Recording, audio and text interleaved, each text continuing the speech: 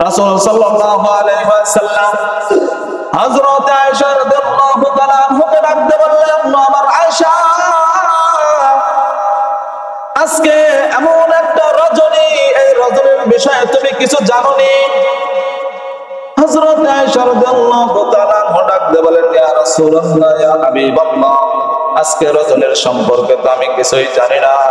হুজুর পাক সাল্লাল্লাহু আলাইহি ওয়াসাল্লাম হযরত আয়েশা রাদিয়াল্লাহু তাআলা আনহাকে ডাকতে বললেন, আমার আয়েশা, ও আমার প্রাণের স্ত্রী, আজকে রজনী 15 শাবান। এই রজনীতে আমার আল্লাহ পাক রব্বুল আলামিন জিবরাইল আমিনকে আমাকে পাঠিয়ে দিলেন। জিবরাইল আমিনকে দিয়ে জিবরাইল আমিনের কাছে সুসংবাদ দিয়ে দিলেন। আমি যখন মসজিদে নববীর মাঝ থেকে যখন বাইর হয়ে আসছিলাম, হঠাৎ করে হযরতে জিবরাইল আমিন আমাকে এসে সালাম দিলেন, আসসালামু আলাইকা ইয়া রাসূলুল্লাহ, আসসালাতু আসসালামু আলাইকা ইয়া হাবিবাল্লাহ। আল্লাহ পাক রব্বুল আলামিনের রাসূল, আমার আল্লাহ হুকুম করেছে আপনি আসমানের দিকে তাকান। জিবরাইল আমিনের কথা শুনে বিশ্ব নবী, মায়ের নবী, দয়ার নবী, রাহমাতুল লিল আলামিন যখন আসমানের দিকে তাকাইলেন, দেখলেন আসমানের সমস্ত দরজাগুলি খোলা। শুধু তাই নয়, জাহান্নামের দরজাগুলো বন্ধ এবং জান্নাতের সমস্ত দরজাগুলি খুলে দেওয়া। ও আমার খাদিজা, আমি যখন ওই দিকে তাকাইলাম, আমার আল্লাহ পাক রব্বুল আলামিন আমাকে বললেন, হে মুহাম্মদ, আজকের রাতটা এমন একটা রজনী, ভাগ্য রজনী, আমি আল্লাহ পাক রব্বুল আলামিন তোমাকে কথা দিয়েছিলাম, এমনও কিছু রাত্রি আমি দান করব, এমনও কিছু সময় আমি আল্লাহ পাক রব্বুল আলামিন দান করব, যার 1000 রাত্রির চাইতে উত্তম রাত, 1000 বছরের চাইতে উত্তম সময় আমি আল্লাহ পাক রব্বুল আলামিন তার মধ্যে এই 15 শাবান একটা রাত দান করেছি। হযরত আয়েশা রাদিয়াল্লাহু তাআলা আমাকে কথাগুলো বলতেছিলেন আর জামাটা খুলতেছিলেন। হঠাৎ করে জামা খোলা বাদ দিয়ে আবার বোতামগুলো আটকাইলেন। জামাটা আবার পরিপূর্ণভাবে পরিধান করে তাড়াহুড়ো করে ঘরের মাঝ থেকে বাইরে হয়ে গেলেন। মহিলাদের কিন্তু একটা সন্দেহ বেশি, এটা মানেন তো? মহিলাদের সন্দেহটা একটু বেশি। তারপর যদি আর বিবি যদি 2-3টা থাকে তাহলে তো কোনো কথাই নাই। বিশ্ব নবী, মায়ের নবী, রাহমাতুল লিল আলামিন যখন ঘর থেকে বাইর হয়ে গেলেন, হযরত আয়েশা রাদিয়াল্লাহু তাআলা মনে করলেন হয়তো কোনো স্ত্রীর কথা মনে পড়ছে, আমার হক নষ্ট করে আমার স্বামী অন্য স্ত্রীর ঘরে যায়। বিশ্বনবী, মায়ের নবী যখন ঘর থেকে বাইর হয়ে চলে গেলেন, পিছে পিছে হযরত আয়েশা রাদিয়াল্লাহু তাআলা বের হয়ে গেলেন। প্রত্যেকটা স্ত্রীর ঘরে নক করলেন। নক করার পরে দেখেন যে আমার স্বামী, আমার দয়ার নবী, মায়ের নবী ওই ঘরের মাঝে আছেন কিনা। ডাক দিয়ে দেখেন, বলে কোনো ঘরেই নাই। হঠাৎ করে দেখে পাশের গোরস্থান থেকে কেমন যেন একটা গুনগুন গুনগুন করে কান্নার আওয়াজ ভেসে আসে। হযরত আয়েশা রাদিয়াল্লাহু তাআলা ওই দিকে ফিরে যান, গিয়ে দেখেন যে ওই জায়গায় আর কেউ নয়, আমার আপনার দয়ার নবী, মায়ের নবী, রাহমাতাল লিল আলামিন কবরবাসীদের সামনে দাঁড়িয়ে কবরবাসীদের জন্য দোয়া করছে। এটা যখন দেখলেন, আয়েশার অন্তরের ভিতরে তখন ভয় চলে আসছে, না জানি আমি কি বড় ভুল করে ফেললাম। আমি তো আমার স্বামীকে এতটুকু ভালোবাসি নাই, এমন ভালোবাসাবাসি নাই যে ভালোবাসার কারণে সন্দেহ করা যায়। তিনি এমন একজন মানুষ, আমার আল্লাহ পাক রব্বুল আলামিন ওই মানুষটাকে দুনিয়ার জমিনে, তাকে দুনিয়ার জমিনে সার্টিফিকেট দিয়ে দুনিয়াতে পাঠিয়েছেন। আমার আল্লাহ পাক রব্বুল আলামিন নিজেই বলেন, ওয়া মা আরসালনাকা ইল্লা রাহমাতাল লিল আলামিন। আমার আল্লাহ পাক রব্বুল আলামিন যদি রহমত হিসেবে যদি এই নবীকে পাঠিয়ে থাকে, যদি দয়ার নবী, মায়ের নবী করে যদি পাঠিয়ে থাকে, তাহলে আমি আয়েশার হক কখনো আমার নবী নষ্ট করবে না। তার অন্তরের ভিতর ভয় চলে আসছে, আল্লাহ যদি আমাকে কিয়ামতের ময়দানে যদি প্রশ্ন করে, আয়েশা তুমি কেন তাকে সন্দেহ করলা, কোন জবাব আছে?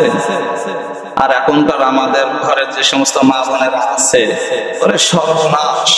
এরা আমার নিজের কথায় আমি মসজিদ থেকে এসে নামাজ পড়া যাতে আমার আধা ঘন্টা লেট হয়, এই কোনে গেছিলে কি করলে এত দেরি হয়নি, মানে নানান প্রশ্ন। আমার নিজের কথাই আমি করছি, আমি পাগল হয়ে যাই মাঝে মাঝে, লোকের কথা বাদে দিলাম। অথচ তার মনের ভিতরে আল্লাহ পাক রব্বুল আলামিনের ভয় বিরাজমান হয়ে গেছে। ওই জায়গায় আর এক মুহূর্ত দেরি করলেন না, একবারে ঘরের ভিতরে আসলেন। ঘরের ভিতরে আসার পরে কাতার নিচে যখন প্রবেশ করলেন, দয়ার নবী মায়ের নবী তার পিছ পিছ চলে আসলেন। মায়ের নবী এসে আয়েশাকে ডাকতে বললেন, আমার আয়েশা, তুমি কেন ওই জায়গায় থেকে দৌড় মারে চলে আসলা? কি কারণ জানতে চাই, তুমি কি কোনো কিছু দেখে ভয় পাইলা? বলে, না না না ইয়া রাসূলুল্লাহ, ইয়া হাবিবাল্লাহ, আমি আপনাকে সন্দেহ করেছি। এই সন্দেহ করার কারণে আমার আল্লাহর ভয় আমার অন্তরের মাঝে চলে আসছে, যার কারণে আমি ওই জায়গায় আর এক মুহূর্ত সময় থাকতে পারি নাই। ওই জায়গা থেকে দৌড়াইয়া আমি ঘরের ভিতর চলে আসছি। তাহলে এখান থেকে প্রমাণ হবে একটা, এই রাত্রিতে কবর জিয়ারত করা রাসূলের সুন্নাহ, ঠিক কি না? অথচ অনেক আলেমরা বলবে, অনেকে ভিডিওতে পাওয়া যাবে, সব নষ্টের মূল হচ্ছে এটা।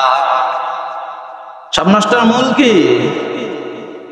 যে যা পারছে তাই ছাড়ছে, যে যা পারছে তাই ছাড়ছে।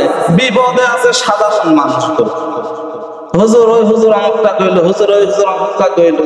কিছু কিছু মানুষ আছে এই যে টুপিটা লাগায়, এমন বড় টুপি লাগায় মনে হয় যে পাক্কা আল্লাহর ওলি জান্নাত থেকে পলা চলে আসে। অথচ ওর ভিতরে এলেম কালাম কিচ্ছু নাই, ভিতরে একটা সুর আছে, দুই চারটা কথা কয়, আর এই মানুষের ভিতরে বিভ্রান্তি সৃষ্টি করে। রাগ করলেন আমার কথা? আর আমার নিজের কথাই তো করছি আমি। একজন আলেমের বিষয়ে কথা বলার আমার নিজের বিষয়ে কথা বলা এক না, কারণ আলেম তো আমার ওয়ারিস।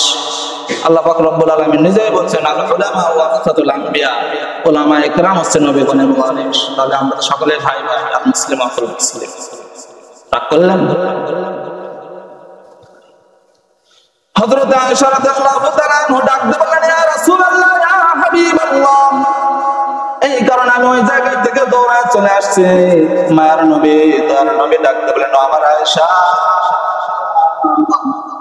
6 বছর বয়সে তোমার সঙ্গে আমি বিবাহ বন্ধনে আবদ্ধ হয়েছিলাম। 9 বছর বয়স থেকে তোমার সঙ্গে সংসার জীবনে আমি আছি। এতদিনের ভিতরে তুমি আমাকে এতটুকু চিনলে, আমার উপর কি তোমার বিশ্বাস নাই? হযরত আয়েশা ডাক দিয়ে বললেন, ইয়া রাসূলুল্লাহ, ইয়া হাবিবাল্লাহ, আমার ভুল হয়ে গেছে, আমাকে ক্ষমা করবেন। এমন ভুল আমি আর কোনোদিনও করব না। কেননা মায়ার নবী দয়ার নবীকে সন্দেহ করলে আমার আল্লাহ আমাকে কঠিন কিয়ামতের ময়দানে কাঠগড়ায় দাঁড় করায় দেবে। অথচ সেই নবীকে কিন্তু আমরা এখনো ভালোবাসতে পারিনি। এজন্য শবে বরাতের কিছু করণীয় আছে। আল্লাহ পাক রব্বুল আলামিন এই শবে বরাতের রজনীতে সমস্ত জান্নাতের দরজাগুলো খুলে দেয়, যাতে করে পথহারা মানুষগুলো দুনিয়ার জমিনে যাতে বুঝতে পারে, দুনিয়ার জমিনে গুনাহ করার পরে এই রাত্রে এসে ফিরে আসে, যদি তওবা করে, আমার আল্লাহ পাক রব্বুল আলামিন ওই তওবাকে 100তে কবুল করে নেয়। এই বিষয়ে আল্লাহ পাক রব্বুল আলামিন সূরাতুল তাহরিমের মাঝে বলেন, ইয়া আইয়ুহাল্লাযীনা আমানু তুবু ইলাল্লাহি তাওবাতান নাসুহা,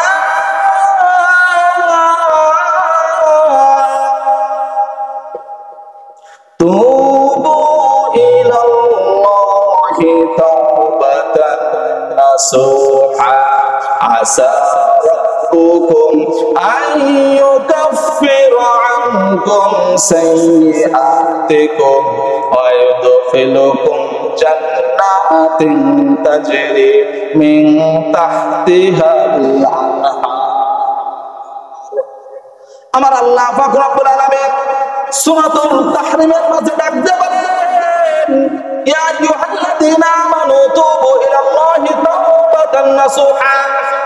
ও দুনিয়ার মানুষ, তোমরা যদি দুনিয়ার জমিনে যদি তোমাদের গুনাহ করতে করতে করতে করতে তোমরা যদি এক সময় বুঝতে পারো আল্লাহ পাক রব্বুল আলামিন আমি দুনিয়ার জমিনে অনেক গুনাহ করে ফেলেছি, আমার এখন কি পথ? আমার আল্লাহ বলেন ইয়া আইয়ুহাল্লাযিনা আমানু তুবু ইলাল্লাহি তাওবাতান নাসুহা, তোমরা গুনার জগৎ থেকে ফিরে আসো, তাওবাতান নাসুহার মতন তওবা করো, নাসুহার মতন তওবা করো, তাওবাতুন নাসুহা তওবা করো, নাসুহার মতন না কিন্তু, অর্থাৎ তওবার নামে তাওবাতুন নাসুহা। অনেক আমরা মানে কোরআনের ভিতরে আয়াতের তাফসীর শুনতে পাই যে তওবায়ে নাসুহার মতন তওবা করো, আর এটা কোনো ঘটনা না, তাফসীর হচ্ছে তওবায়ে নাসুহা করো। অর্থাৎ তওবায়ে নাসুহা এমন একটা জিনিস, এমন একটা তওবা যে আল্লাহর কাছে পরিপূর্ণভাবে কথা দিতে হবে, আল্লাহ এটা আমি সারা জীবন করেছি, জীবনে আর কোনোদিনও করব না, মরলেও করব না। এটা হচ্ছে তওবাতুন নাসুহা। কিন্তু আমাদের তওবা তো মুরগির তওবা। আমি সবসময় একটা উদাহরণ দেই, এই উদাহরণটা আমি বেশি ব্যবহার করি। আমাদের তওবা মুরগির তওবা। কিছু কিছু মুরগি আছে দেখবেন, ওকে যতই ভাত দেন, চাল দেন, ধান দেন, গম দেন, ও খাওয়ার পরে এক ধরে চলে যাবে, কোনে গোবর আছে আর কোনে গু আছে। যে আসলে ওই গোবর আর গুড় কি খায়? পোকা খায়, পোকা। খাওয়া যখন শেষ দেখবেন এমনি লাগে যায়, তখন কি করে? ঠোঁটে এইভাবে মুছে গাছের সাথে বাড়ি মারে, আর আমি জীবনেও আর খাবো না, দুই সাইডে লাগছে যে গন্ধার, জীবনেও খাবো না। তওবা করলো, পরের দিন ছাড়ি দেওয়ার পর সব ভুলে যায়, আবার দেখুন দৌড়ায় গুড় কাছে চলে যায়। আমাদের আজ তওবাটা এমন, আমরা যে গুনাহ হাজার বার করি ওইটা তওবা করে আবার করি, এটা তওবাতুন নাসুহা না।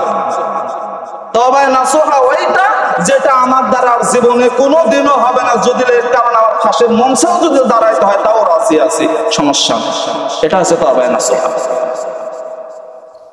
এজন্য আল্লাহ পাক রব্বুল আলামিন বলেন, হে ঈমানদারগণ, তোমরা আমার কাছে তওবা করো, আন্তরিক তওবা। আশা করা যায় পালনকর্তা তোমাদের সমস্ত গুনাহকে মোচন করে দিবেন। শুধু মোচন করে দিয়ে ক্ষান্ত হবেন না, আল্লাহ পাক রব্বুল আলামিন বলেন সাইয়্যাতিকুম ওয়া ইউদখিলুকুম জান্নাতিন তাজরি মিন তাহতিহাল আনহার, তোমাদের দাখিল করাবেন জান্নাতে যার তলদেশে নদী আছে প্রবাহিত। নদী এমন একটা নদী যে নদীর ভিতরে, নদীটা দুনিয়ার জমিনের নদীর মতো নয়। একটা নদী থাকবে মধুর নদী, একটা থাকবে শরাবের নদী, অপর দিকে থাকবে আপনার যে যখন যেটা প্রয়োজন মিষ্টি সুস্বাদু পানির একটা নদী। এমন ভাবে নদী থাকবে। আল্লাহ পাক রব্বুল আলামিন বলেন, বান্দা তোমরা যদি তওবা করে আমি আল্লাহর দরবারে যদি ফিরে আসতে পারো, আমি আল্লাহ পাক রব্বুল আলামিন কথা দিলাম তোমাকে জান্নাতে প্রবেশ করাবো। আমার কথা বানানো কথা, আল্লাহ যদি নিজে বলে থাকেন তাহলে আল্লাহকে কথাকে নরসক করবে সম্ভব আছে? কোনো প্রশ্ন ওঠে না, তাই না? তাহলে আল্লাহ পাক রব্বুল আলামিন আমাকে আপনাকে কিন্তু অবশ্যই মাফ করে দেবে, ঠিক কিনা?